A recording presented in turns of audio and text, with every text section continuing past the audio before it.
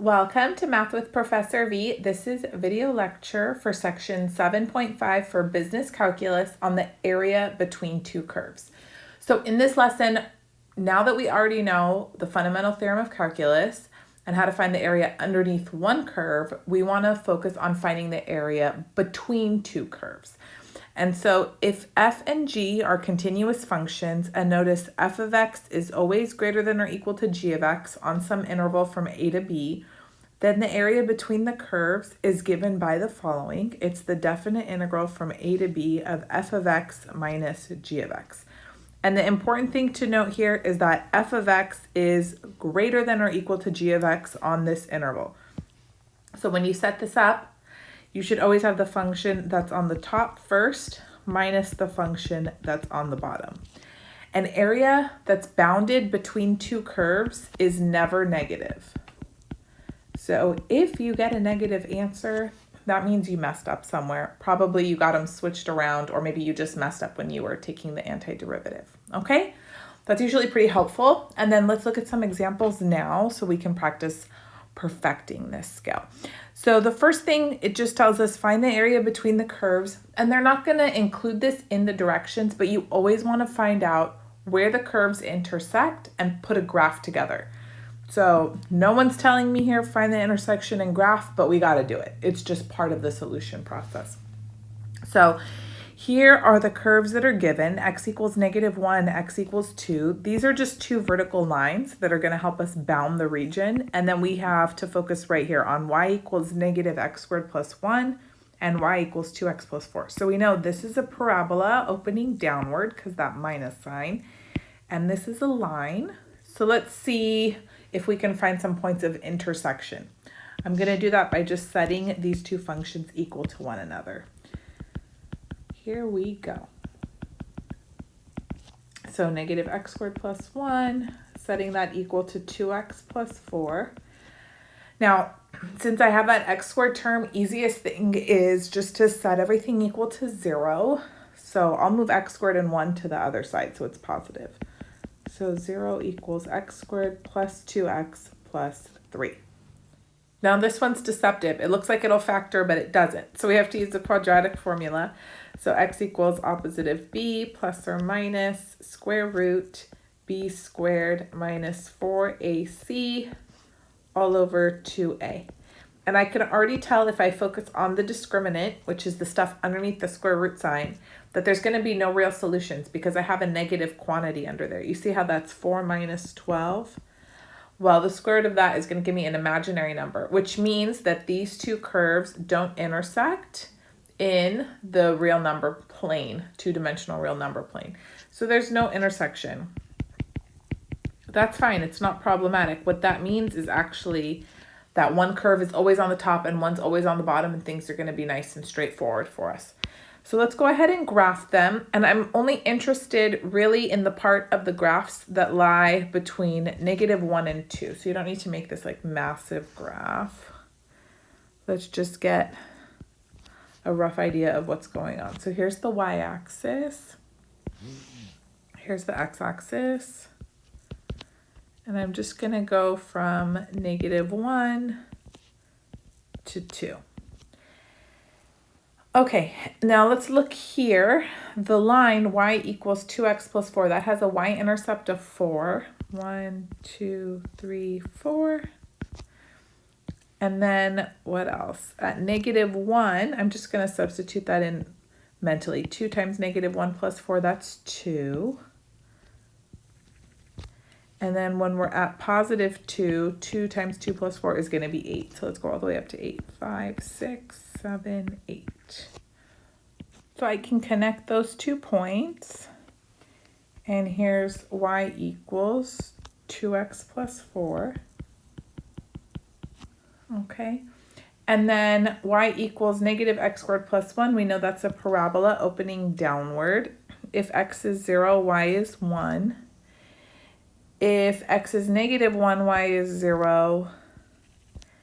If x is +1, y is 0. If x is 2, y is -3. 1, 2, 3.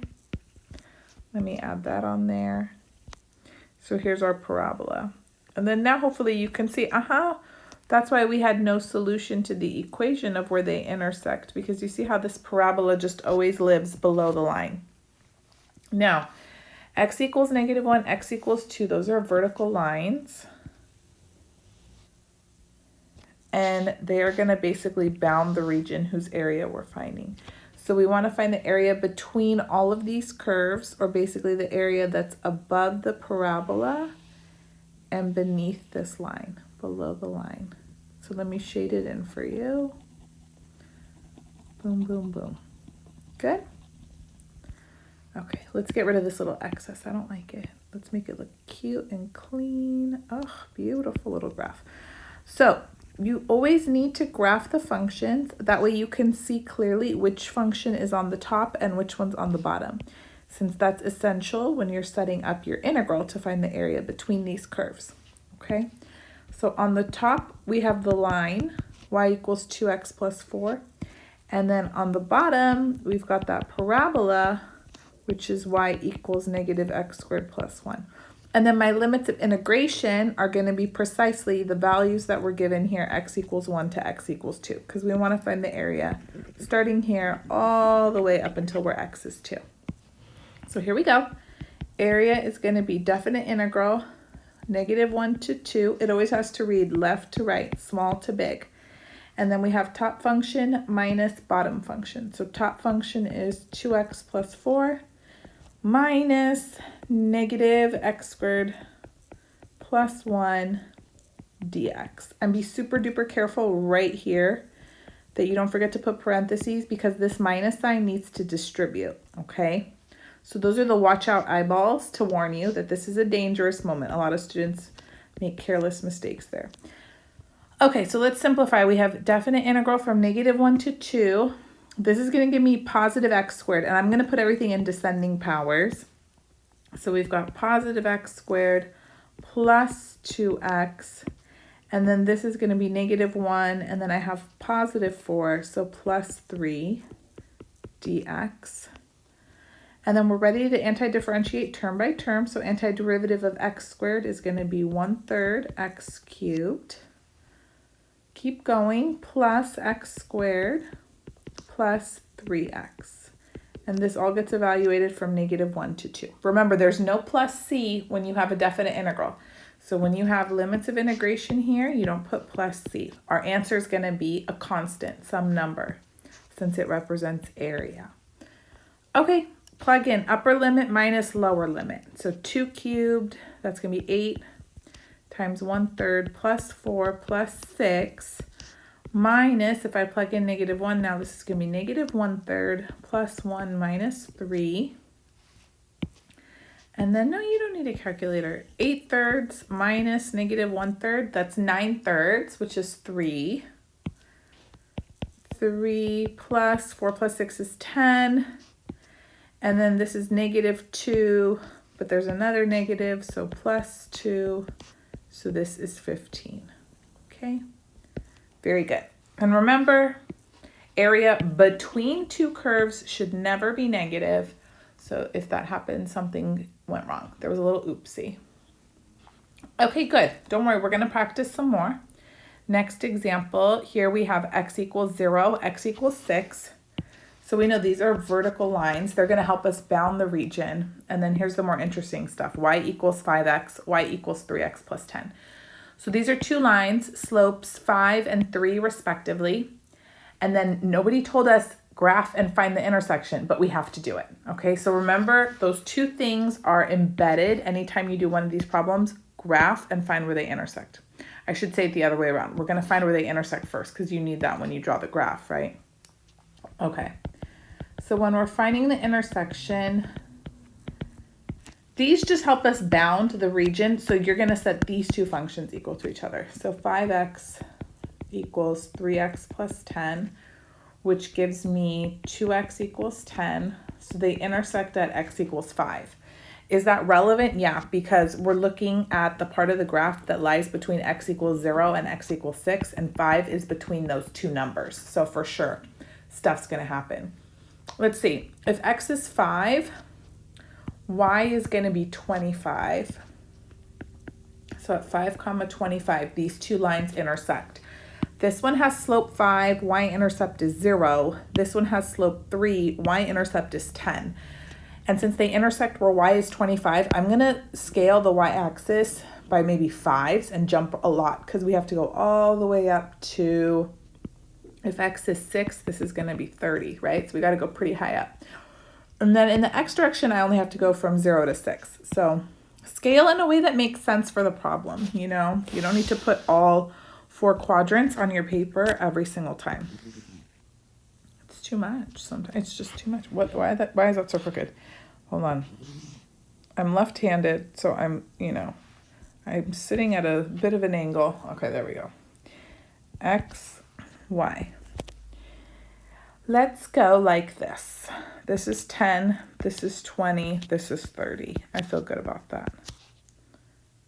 Yep. And then these are halfers, so these are 5s. And then X has to go up to 6. So there's 3, 1, 2, 4, 5. Okay, they intersect at 525. So let's make sure we get that in there. And then y equals 5x starts at the origin, right? If x is 0, y is 0. Boom. So this is y equals 5x. And then y equals 3x plus 10. Just do the y-intercept. If x is 0, y is 10. And then it also goes through this point, right? They intersect there. How was that? Okay, good. It was touch and go there. This is y equals 3x plus 10. Okay, now x equals 0. That's fine. That's right here. X equals 0 is the y-axis. X equals 6 right here. So we want the area of 2 separate pieces. Why am I saying 2 separate pieces? Well, we need to find the area of this region here. This little sliver here. That's from x equals 0 up until x equals 5.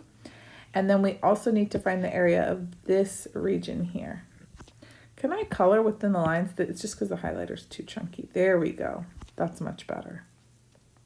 Beautiful. Let me color better for you guys. Stay within the lines, Professor V. Okay, so the interesting thing with this problem is the 2 functions switched. Which one was on the top and which one was at the bottom at x equals 5, right? So we're going to have to set up 2 separate integrals. So we'll do integral 1, integral 2, because you always have to have top function minus bottom function. And if they pull a little switcheroo on you, then you got to break it up there, okay? So total area, first integral, is going to go from x equals 0 all the way to x equals 5. These are always x values, these limits of integration here. And then remember, we have top minus bottom. So who's on the top? Who is this? This is 3x plus 10 minus, which one's on the bottom? 5x dx.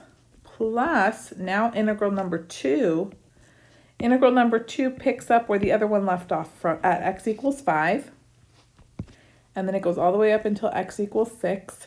And then same thing, top minus bottom, except this time it's the other way around. So top is 5x minus, put your parentheses, 3x plus 10 dx. How are we doing? Okay, this is the only way to set it up. So don't even think about trying to pull some other maneuver here. All right, 0 to 5, negative 2x plus 10 dx plus 5 to 6, 2x minus 10 dx. And then from here, we can take the antiderivative. So this is negative x squared plus 10x evaluated from 0 to 5 plus, again, x squared minus 10x from 5 to 6. And yada, yada, yada. I'll let you work it out. You should get 26. Okay? Good. Next example, this is a famous one. Y equals x squared and y equals x cubed. So let's find the intersection. Notice they didn't give me any x values this time. So we're going to find them solely based on where they intersect. So we're going to set x squared equal to x cubed. And you guys, how do you solve this? I hope nobody said divide by x squared. That's illegal. You can't divide by a variable. Otherwise, the math police are going to come snatch you. Set it to 0. That's right. X cubed minus x squared equals 0. Factor out x squared, and then you have x minus 1 left over as your other factor. So these two curves intersect at two places, where x is 0 and where x is 1. If you divided by x squared, you would miss the solution, x equals 0. Tragic. Okay, so if x is 0, the y value would be 0, and if x is 1, the y value is 1. So we're just zooming in and looking at this little piece of each of the functions between x is 0 and x is 1. We're living in the first quadrant exclusively. And x squared is actually going to be above x cubed on that interval, because for values that are smaller than 1, if you have a higher exponent, it's actually going to make the y value smaller, right? Think about like 1/2. Which one's smaller, 1/2 squared or 1/2 cubed? It's 1/2 cubed, yes. So here's 1, here's 1. These two guys, they intersect right here. And you just have to remember the one with the higher exponent is always smaller. It's always below. Only on 0 to 1. After 0 to 1, they switch. Okay. So here's y equals x cubed, and then x squared. It's just gonna look like a little banana, okay? Like this. Oh, so we're finding the area right in here. I should have colored it yellow, but I don't think yellow is easy to see. So it's a blue banana today, blue. All right, let's set up the integral so we can find the area of that region. What are the limits of integration? They have to be limits in terms of x, where the region starts, where it stops. It starts at x equals 0, which we found here, and it stops at x equals 1. Okay, beautiful. 0, 1. Then you have top minus bottom. So on the top is x squared, on the bottom x cubed. Don't forget your dx. Good? Very nice. And then this isn't bad. We're ready to antidifferentiate. 1/3 x cubed minus 1/4 x to the 4th, evaluated from 0 to 1. So that's 1/3 minus 1/4 minus 0, which gives us 1/12. Okay. All of these answers represent areas, so technically it's units squared. You don't need to include that, but it's helpful just to remember, like, what the heck did I just find? It's an area. Okay, I got one more bonus problem for you. Why don't you guys pause the video, try this one on your own?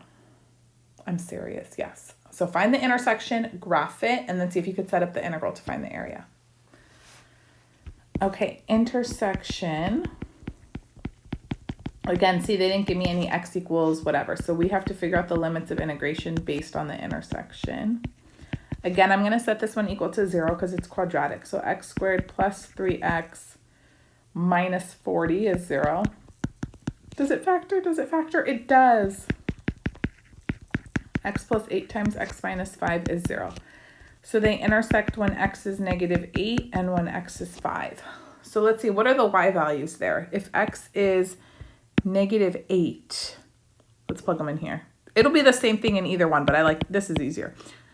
24 plus 10, so it'll be positive 34. And then if x is 5, y is -5. Okay, so let's graph. Let me scale the y-axis very aggressively because, you know, we need to go all the way up to 34. Plus the y-intercept here is -30. So I got to go down to -30 all the way up to 34. I know. We're going to do it like this. X, y, this is 30. Yep. -30. And then we have to go to 5 and -8. So let me just say this is 5. This is -5, this is -10. Got it? Okay, beautiful. Let's graph the line. So we've got negative 834. Both of them go through this. Say it's around there. And then, 5, negative 5. So that's negative 30. That would be negative 15. Maybe somewhere around there. Let me get out of my way. Okay, so here's the line. Hold on. Redo. I feel like I draw straight lines worse now that I have this correctional tool. Maybe I should take it off. It's become a crutch. Okay, then x squared minus 30. We'll also go through these 2 points, and then I would just throw in the y-intercept of 0, negative 30. Here, I mean, no one asked us to find the x-intercept, so just get something on there. Oh, I mean, this is nice. Keep it going. Okay, beautiful. So where's the region whose area we're trying to find? It's right here. It's the one that's bounded between the 2 curves. It's this.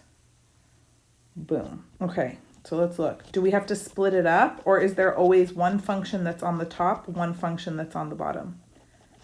The line is always on the top, right? Okay, cool. So we don't have to split anything up. On the top, we have y equals 10 minus 3x. And then on the bottom, that's right, we've got y equals x squared minus 30. So we're ready for action. Look at us. Area is going to be integral. Left to right, you have to give those x values that bound the region. So it starts at x equals negative 8, stops at x equals 5. That's why finding the intersection is so important. And no one tells you to do it in the directions. You just got to know. Got to keep your wits about you. Top minus bottom.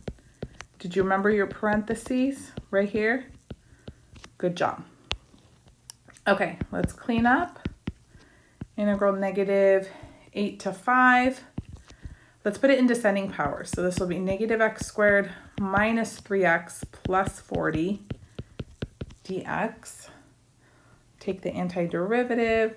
We're going to have negative 1/3 x cubed minus 3/2 x squared plus 40x from negative 8 to 5.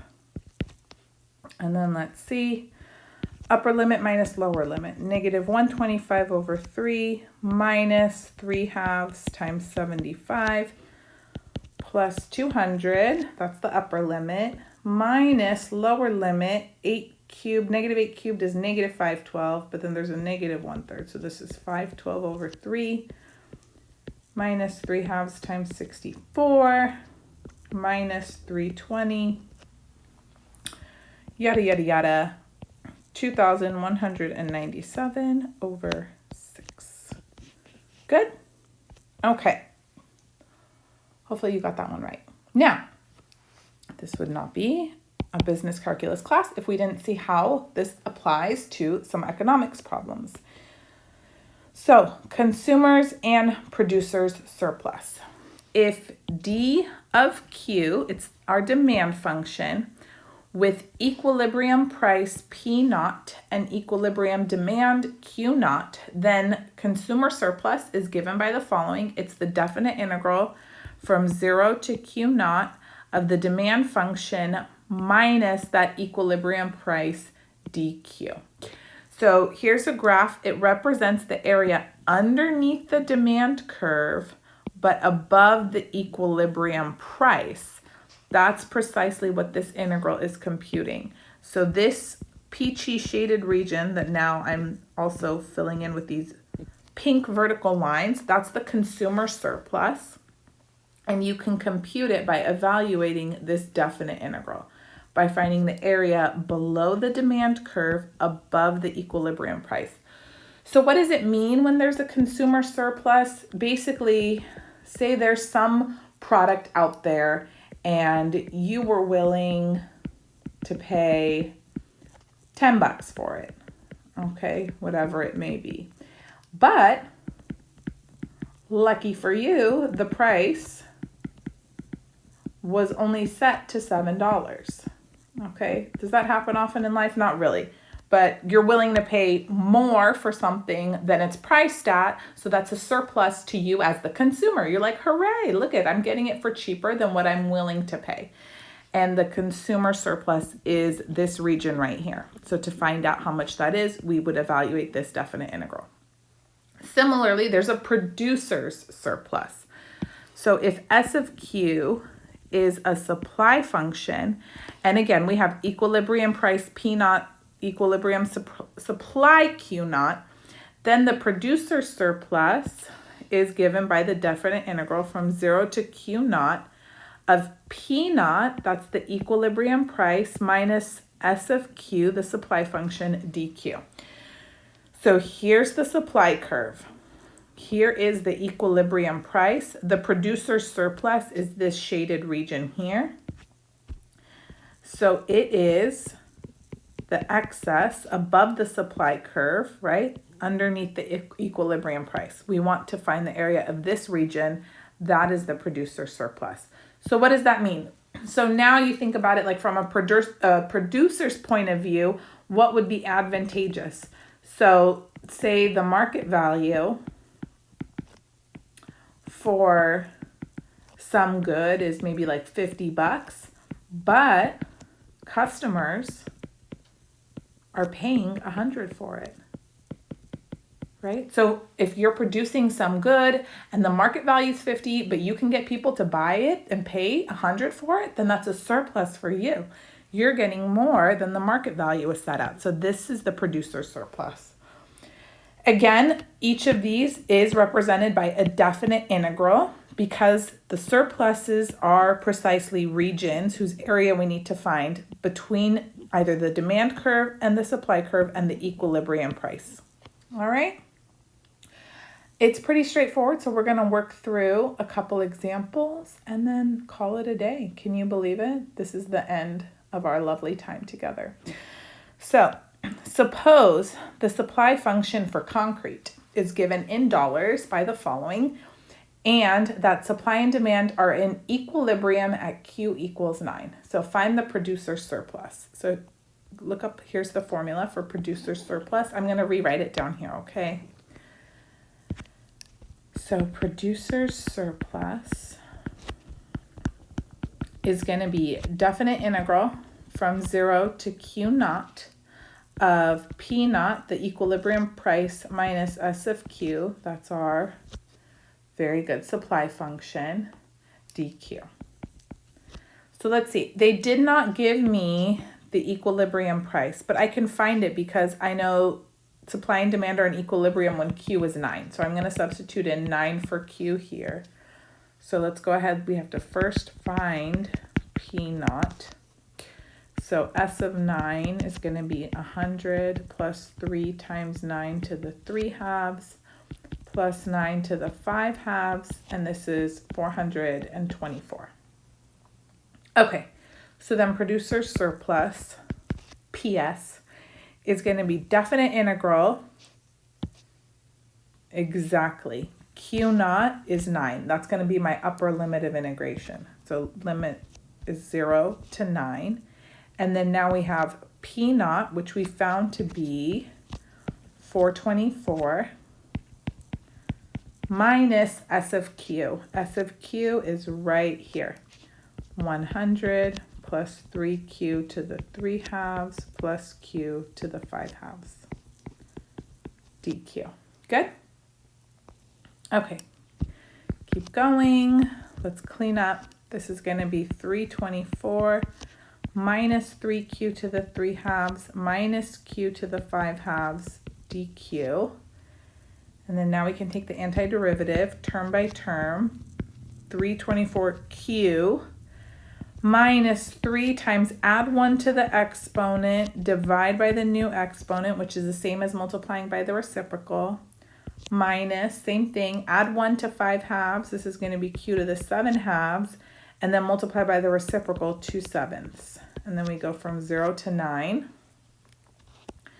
And then this is going to be upper limit minus lower limit. So 324 times 9 minus 6 over 5 times 9 to the 5 halves minus 2 over 7 times 9 to the 7 halves minus, oh, thank goodness, the lower limit's is 0. We get a break.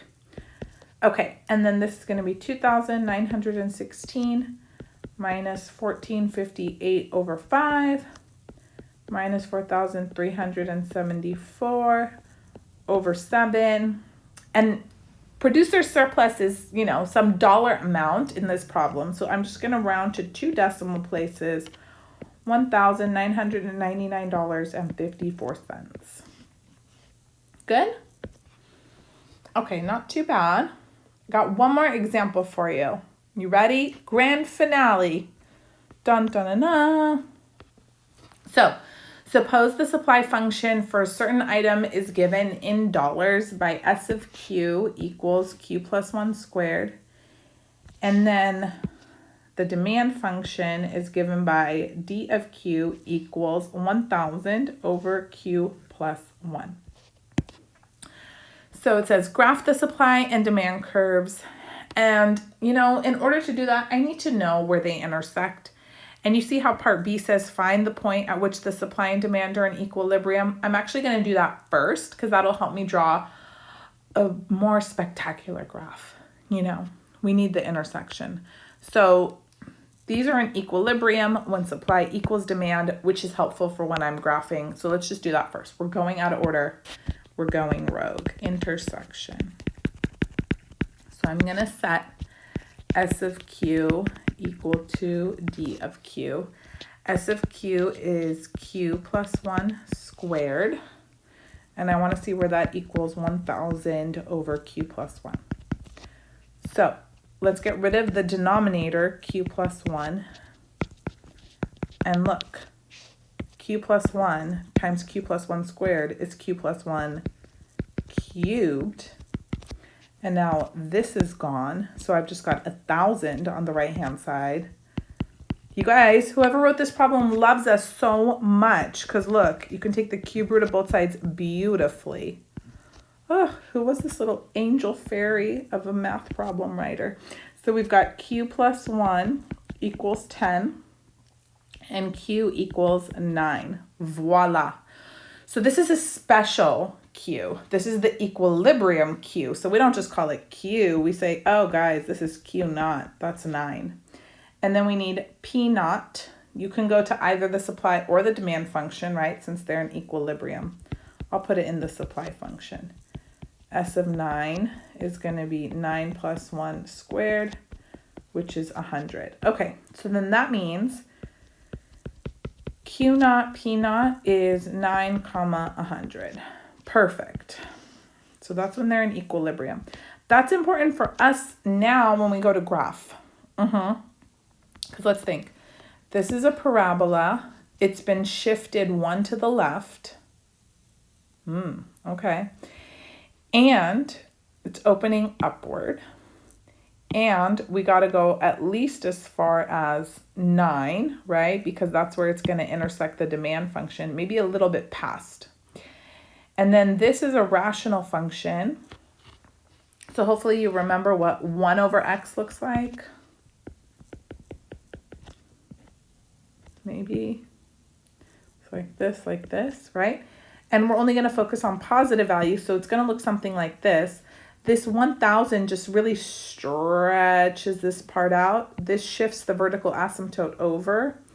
So it's going to just look something like this. And then our parabola is going to, this supply function is going to come intersect it upward. It'll be, you know, something like this. Okay. That's a very, very rough sketch, but it's helpful to kind of have an idea, at least what the heck is going on before you start putting down an axis and whatnot. All right. Other thing to keep in mind is I got to scale the y-axis in a smart way because this is 100. This price is 100. So we got to go all the way up there. I'm going to go up to 200 just to be safe. Okay. Good, good, good. So let's see. I'm going to just do quadrant 1 mostly. So this is the price. And here's quantity. We want it to go up to like 10, right? Okay. So say that's 10, 5, 1, 2, 3, 4, 6, 7, 8, 9. And remember, all the action happens at 9. 9, comma 100 is equilibrium. Okay, let's say this is 100. That's 200.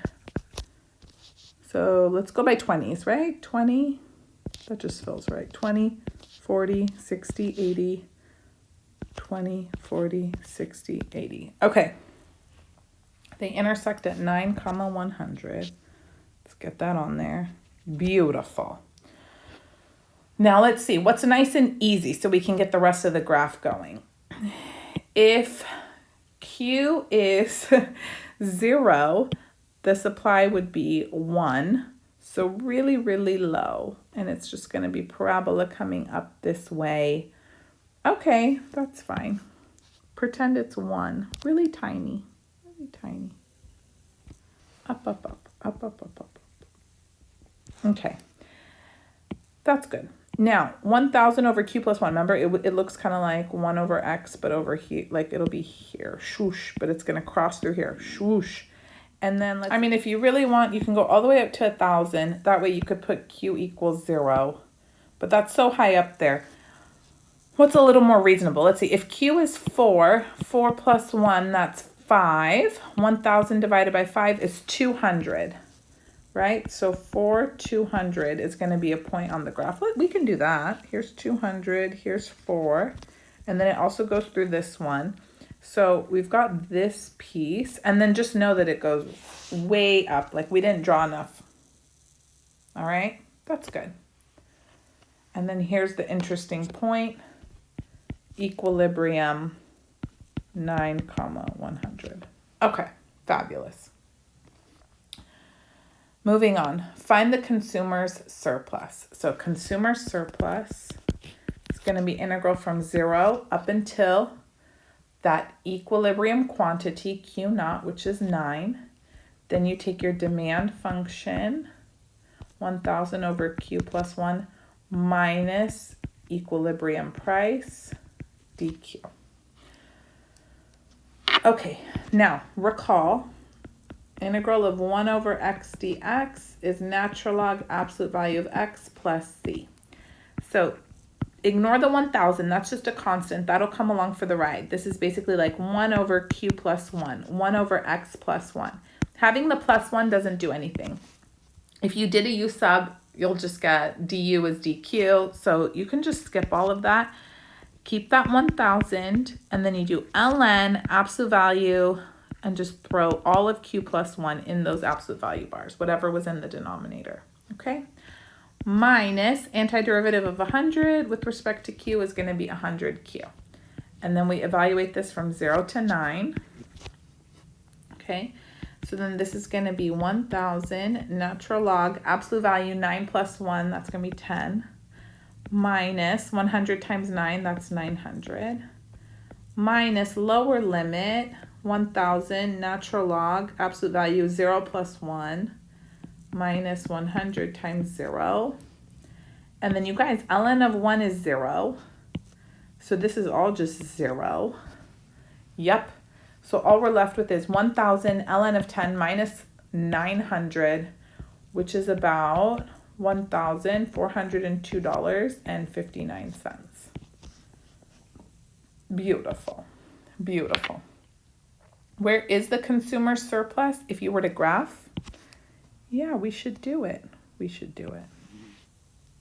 Okay, so here's our equilibrium, price and quantity. Yes, consumer surplus is the area. Here's my demand function. Under here, above this equilibrium line. So what did we just find? We found all of this. This. Good? Let me shade it with this. Is it getting too messy? Just a wee bit.